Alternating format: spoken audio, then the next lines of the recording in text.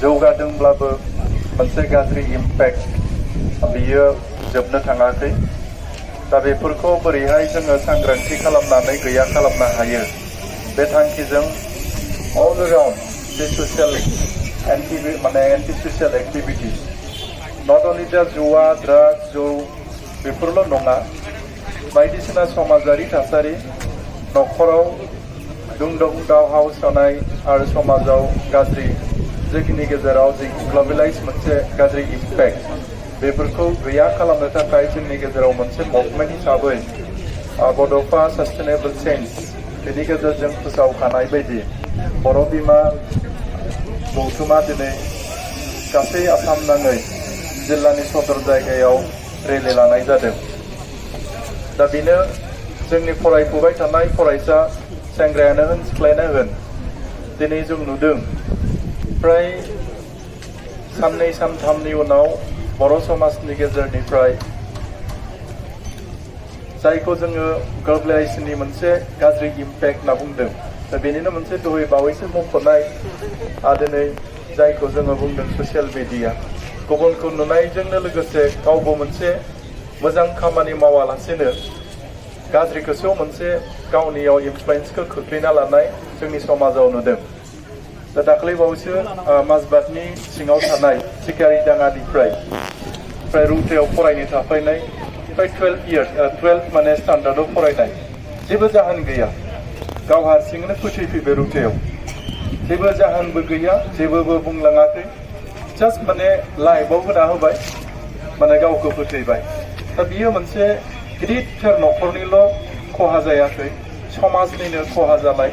दा बेफोरो मानो जानो नागिरदों दा बेफोरखौ जोङो साखाफारा जोंनि फैबाय थानाय जेनेरेसनखौ जों थिग खालामनांगोन आरो खालामनांगौब्ला नैबे रोखोमनि रेलिनि गेजेरजों आरो साफा साफा जोंनि बिबानगिरिफ्रा साफा साफा जोंनि आइजोनि मावथि आरो लोगोसेयैनो जोंनि फरायसा गासै फरायफुनाय फरायसाफ्रा बिनि सायाव सजाग जानांगोन।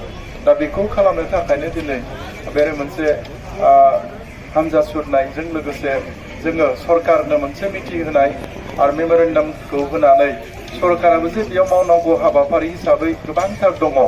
मानो होनब्ला जोंनि बिटिसि बा बिटिआर रिजनाव जोंनि बुम डिपार्टमेन्टनिफ्राय जिखिनि जोंनो सापर्ट नांगौमोन बर' समाजाव दा बे रोखोमनि गोबां खामानि मावनांगौमोन जायखौ जोङो इनफर्समेन्ट जाय डिपार्टमेन्ट होनना बुङो बायदि बिथिङाव बिथांमोना समाजखौ एन्टि ससियेल एक्टिभिटिसनिफ्राय बिथांमोना बारग'होनो हायो। दा बैफोर खामानिफ्रा बे डिपार्टमेन्टआ जोंनियाव मा जाना दङ दिफां बायदि जानानै थायो। गोसो जानायनो बिथांमोना जोंनि समाजाव बे रोखोमनि मोजां खामानि मावफानो थाखाय सेस्था खालामा।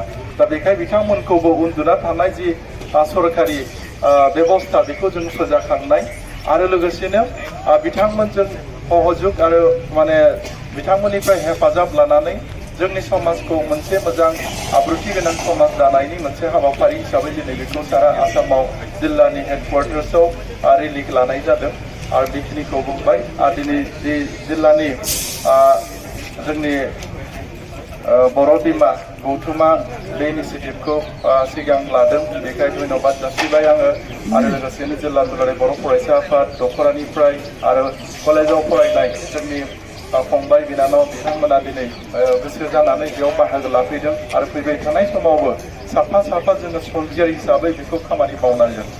जायगायाव थासारिखौ गुबुंले जानाय नुदोंब्ला बेखौ ओनसोलाव बुंहरनांगोन ओनसोलनि दैदेनगिरिफोरनो आनसलिक बिबानगिरिफोरनो जिल्लानि बिबानगिरिफोरनो अब्लानिया जोङो सासेनिफ्राय सानैनिफ्राय 100 बा 100निफ्राय 1000 मानसिया जोंनि गेजेराव बे रोखोमनि मोजां खामानि मावग्रा ओंखारबोयोब्ला फैबाय थानाय समाव जोङो समाजखौ मोजां रोखोमै दानो हागोन।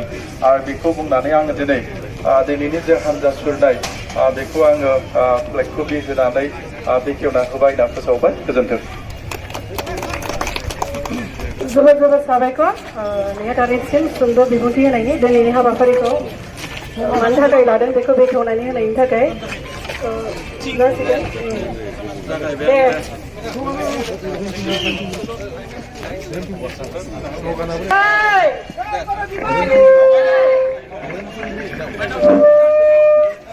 बर' बिमा गौथुम जिउ लावथों बर' बिमा गौथुम जिउ लावथों बर' बिमा गौथुम जिउ लावथों